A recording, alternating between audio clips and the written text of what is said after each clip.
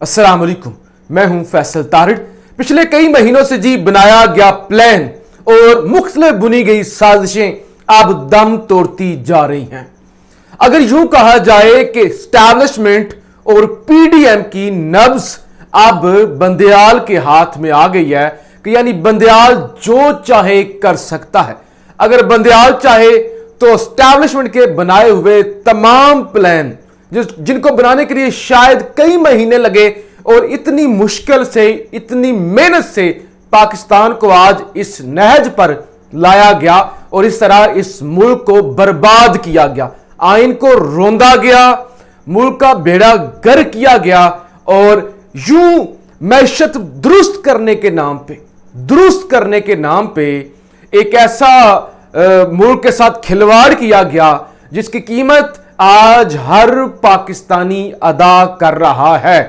अब जी ताकतवर हलकों ने एक प्लान बनाया, ये बड़ा प्लान था। इलेक्शन ये असेंबली तहलील होने से पहले इस पर काम हो गया। सबसे पहले डेट तब्दील की गई, इलेक्शन एक्ट के अंदर तरामीम की गई और कहा गया जी इलेक्शन की डेट देने का इख्तियार जो है वो इख्तियार है इलेक्शन कमीशन को और किसी गवर्नर के पास या सदर के पास अब ये इख्तियार नहीं होगा। उसके बाद तरह तरह के बिल्स लाए गए, कई बिलों पर फिर सोशल मीडिया पर बड़ी तनकीद हुई तो उसके बाद वापस लेने पड़ गए या उनमें तरमीम करनी पड़ गई। और इसके अलावा कुछ सरप्राइज डॉक्टर आरिफ अलवी ने भी दिए कि उन्होंने वो बिल वापस भिजवा दिए जो अब किसी भी सूरत कबूल नहीं हो सकते। लेकिन जो सबसे बड़ा शब खून मारा गया ना, जिसकी मौजूद पीडीएम है और जिस शब खून की वजह से अगले 50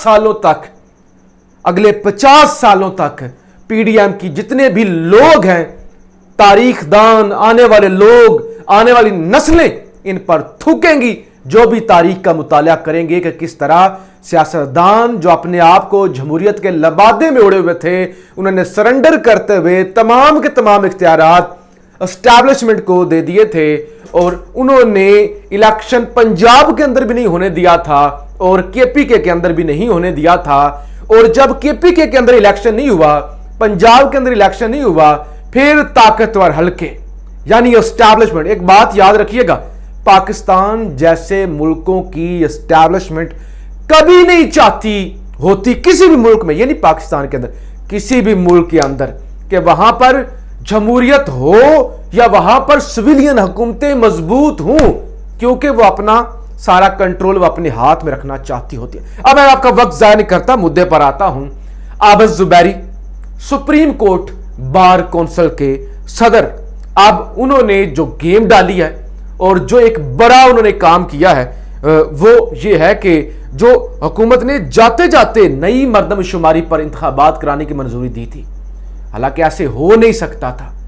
2 निगरान वजीर आला है, वो कैसे मंजूरी दे सकते हैं? और उसके बाद नई हल्का बंदियों पर इलेक्शन करवाने के लिए लेजिस्लेशन की जरूरत होती है, आइन के अंदर तरामीम की जरूरत होती है, तब नई हल्का बंदियों पर इलेक्शन होता है, याद रखिएगा, वरना नई हल्का बंदियों की मंजूरी नहीं हो सकती। अब जब कोई असेंबली नहीं है तो नई हल्का बंदियां भी नहीं हुई तो उनकी मंजूरी कौन देगा? तो ये एक ऐसा मामला है जिसके तहत अगले 10 साल भी इलेक्शन नहीं हो सकते। नई हल्का बंदियों पर होने हैं, मर्दमशुमारी की मंजूरी आपकी जो है मुश्तरका मुफादात की कौंसिल जो है वो 5 अगस्त को उसकी मंजूरी देकर गई भी है ना। अब मुश्तरका मुफादात की कौंसिल ने मंजूरी दे दी, अब नई हल्का बंदियां हो भी जाती हैं। नई हल्का बंदियों पर इलेक्शन करवाने के लिए आइन के अंदर तरमीम की जरूरत है, असेंबली तो है ही नहीं, आइन के अंदर तरमीम कैसी होगी? लिहाजा फिर जब तक चाहे इलेक्शन ना करवाएं, यह एस्टैब्लिशमेंट के पास जवाब है कि कैसे जी, कैसे करवाएं, फिर जितनी मर्जी है डिले कर ले, आखिर के अंदर फिर इलेक्शन अगर करवाना भी है तो 2017 की हल्का बंदियों पर होना है। सुप्रीम कोर्ट के जो मुख्तलिफ रिपोर्टर मेरे दोस्त हैं उनके साथ इस टेक्निकल मैटर पर मेरी बात हुई आज से चंद दिन पहले। उन्होंने कहा इसका कोई हाल ही नहीं है, बंद गली के अंदर मुल्क चला गया है। ये फरवरी की राजा रियाज बात करता है ना कि बड़ों ने कहा है, بڑوں نے کہا ہے فروری کے اندر الیکشن کروا لیں گے. انہوں نے کہا بڑے بڑے بڑے آپ جو ہے نا وہ جس طرح کے لارے لگا رہے ہیں وہ تو ابھی کہہ رہے ہیں فروری کا تو وہ کہہ رہے ہیں ابھی فروری کے اندر وہ کہیں کہ اگلے اکتوبر میں کروائیں گے. پھر اس بات کی کون سی گارنٹی ہے جو بڑے کہہ رہے ہیں کہ فروری کے اندر الیکشن ہوں گے تو کیا فروری کے اندر ہو جائیں گے؟ کوئی گارنٹی نہیں ہے. لہٰذا جو سب سے اہم کام ہونا چاہیے تھا جن چیزوں پر میری بھی دوستوں سے بات ہوئی کہ ایسا ہو تب پاکستان اور یہ جو اسٹیبلشمنٹ کا بنایا ہوا پلان ہے وہ کھڈے لائن لگ سکتا ہے کہ سپریم کورٹ میں اس حوالے سے مقدمہ دائر کیا جائے, پٹیشن موو کی جائے, سپریم کورٹ اس کو سنے اور یہ مشترکہ مفادات کے اندر جو نئی مردم شماری پر الیکشن کروانے کا حکم دیا گیا تھا اس کو کالعدم کر دیا جائے, سسپینڈ کر دیا جائے.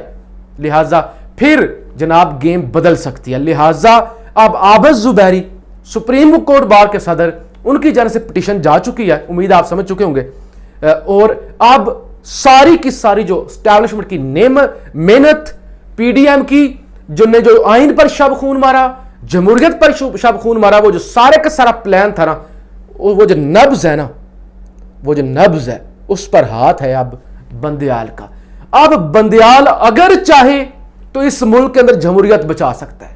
بندیال اگر چاہے تو 90 دن کے اندر ہی الیکشن ہو سکتے ہیں. اور یہ جو پلان بنا ہوا ہے کہ یہ کاکڑ صاحب کی حکومت کو ایکسٹینڈ کیا جائے گا اور غیر معینہ مدت تک وہ آئی ہے, کسی کو پتہ نہیں ہے, تو سارے کے سارے جو پلان ہیں فیل ہو سکتے ہیں. جب نہیں ہوگی مشترکہ مفادات کونسل کا نوٹیفیکیشن کالعدم ہو جائے گا تو پھر تو نگران نے 90 دن کے اندر الیکشن کروانے ہیں, کوئی بہانہ ہی نہیں ہے. جیسے پنجاب کے اندر کے پی کے اندر نہیں نہ کروائے, ہو سکتا ہے یہاں پہ بھی پھر بھی نہ کروائیں, لیکن اس کا مطلب مارشل لا ہوگا, کوئی لیگل پروٹیکشن اس کو نہیں ہوگی, کوئی بہانہ مردم شماری. پھر اسٹیبلشمنٹ مزید ننگی ہوگی, مزید کھل کر سامنے آ جائے گی پوری دنیا کے سامنے کہ اس ملک کے اندر الیکشن ایک خاص طاقت, ایک بڑی طاقت نہیں ہونے دے رہی. تو آج کے دن ایک بڑا یہ جو کہتے ہیں نا کام ہو چکا ہے, اور خان کے آج کھلاڑی بھی آزاد ہو گئے. شاندانہ گلزار شہریار خان افریدی کو پولیس پروٹوکول کے ساتھ, پولیس اپنی سیکیورٹی کے اندر ان کو گھروں کے اندر چھوڑ کے آئی ہے, اور چودھری پرویز الہی کے حوالے سے بھی. اور پھر 22 اگست کو ویسے تو وہ کہا تھا جو ہے کیا ان کا نام ہے, چیف جسٹس عامر فاروق صاحب, انہوں نے کہا تھا کہ میں یہ چاہتا ہوں کہ روزانہ کی بنیاد پر سماعتیں ہوا کریں, لیکن خان کے حوالے سے جتنے بھی مقدمات اس وقت جسٹس عامر فاروق کے پاس پڑے ہوئے ہیں سب کے سب جناب پینڈنگ ہیں. لیکن خان کا جو کیس ہے, خان کی جو سزا ہے, یہ پہلی ہی سماعت پر کالعدم ہو سکتی تھی, عامر فاروق صاحب نے نہیں کی. لہٰذا اب 22 اگست کو اس پر سماعت ہے. امید ہے 22 اگست کو عمران خان کی سزا سسپینڈ ہو جائے گی اور عمران خان جیل سے باہر آ جائیں گے. آج ایک اور سائفر لیک والا جو مقدمہ ہے وہ بھی عمران خان پر درج کر لیا گیا ہے, اور آج ایف آئی اے کی ٹیمیں اٹک جیل بھی پہنچی ہیں جہاں انہوں نے عمران خان کی انویسٹیگیشن کی ہے, عمران خان سے انہوں نے سوالات کیے ہیں. تو بظاہر جو چیزیں سامنے آ رہی ہیں اس کے مطابق کپتان کے لیے اب اچھے دن, خوشخبریاں شروع ہو چکی ہیں, اور طاقتور حلقوں نے سر پکڑا ہوا ہے. ہمارے ساتھ ہو کیا گیا ہے, کاکڑ صاحب کو جی آج شاہ محمود قریشی نائب کپتان کی جانب سے انوار الحق کاکڑ کو خط لکھا گیا ہے کہ حضور 90 دن کے اندر الیکشن ہونا چاہیے, آپ الیکشن کروانے کے لیے آئے ہیں اور کوئی آپ کا کام نہیں ہے. تو آج پی ٹی آئی کی جانب سے شاہ محمود قریشی کی جانب سے بھی انوار الحق کاکڑ صاحب کو خط لکھا گیا ہے کہ آپ نے وقت پر الیکشن کروانے ہیں. مراد سعید کے والد کو پشاور ہائی کورٹ نے رہا کرنے کا حکم جاری کر دیا ہے. اور بھی بہت اور ایک اور خبر جاتے سن لیجیے.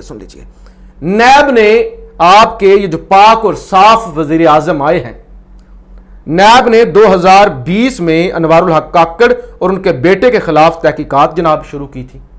اب وہ تحقیقات بند کر دی گئی ہیں. ذرا خبر سنیے. نگران وفاقی کابینہ بھی ویسے فائنل ہو رہی ہے, اگلی ویڈیو کے اندر چیزیں سامنے آ جائیں گی, تو نگران وفاقی کابینہ کے حوالے سے میں آپ کے سامنے رکھوں گا کہ کون کون سے لوگ سامنے آ رہے ہیں.